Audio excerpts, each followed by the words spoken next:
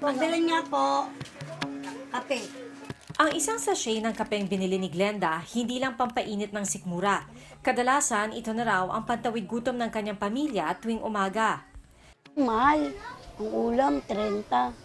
Ang kape minsan, 7 lang. Sold out na silang dalawa, busog na. Kaya dagdag pasakit daw sa mga mahihirap ang nabibintong pagtaas ng buwis sa ilang produkto sakaling maisabatas na ang isinusulong na CTRP o Comprehensive Tax Reform Program ng Administrasyong Duterte. Bagaman bababa ang income tax ng mga sumasahod ng hindi hihigit sa 250,000 pesos kada taon, magmamahal naman ang ilang produktong binibili sa sari-sari stores dahil yan sa excise tax sa mga ito o sa ibang produktong kailangan para ma-produce o ma-deliver ang mga ito. Sa kwenta ng PASCO o Philippine Association of Stores and Carinderia Owners, ang 5 pesos na sachet ng kape magiging 8 pesos.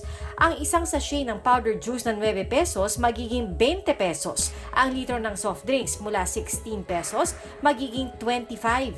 At ang 20 peso bottled juice magiging 30.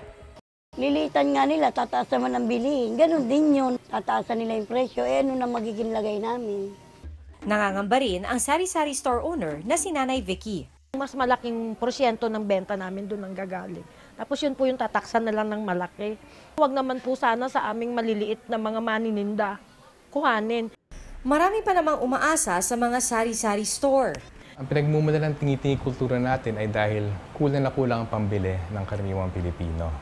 Sulit kaya ang sakripisyo yan para makalikom ng pondo ang pamahalaan para sa infrastructure projects at mga proyekto para sa mahihirap?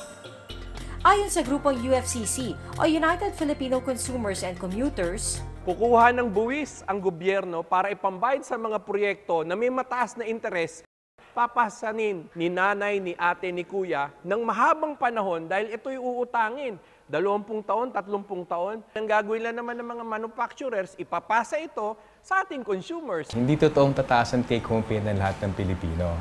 Sa totoo lang, ang tataas ang take-home pay ay yung mga middle class hanggang pataas. may excise tax din sa petrolyo at mga sasakyan at tatanggalin ang VAT exemption sa murang renta ng bahay. Pero sabi ng gobyerno may mga programa naman para kayanin na mahihirap ang posibleng pagmahal ng bilihin. We're going to have unconditional cash transfers para meron silang, in effect, dagdag na kita. Yung madadagdagan ng kanilang purchasing power.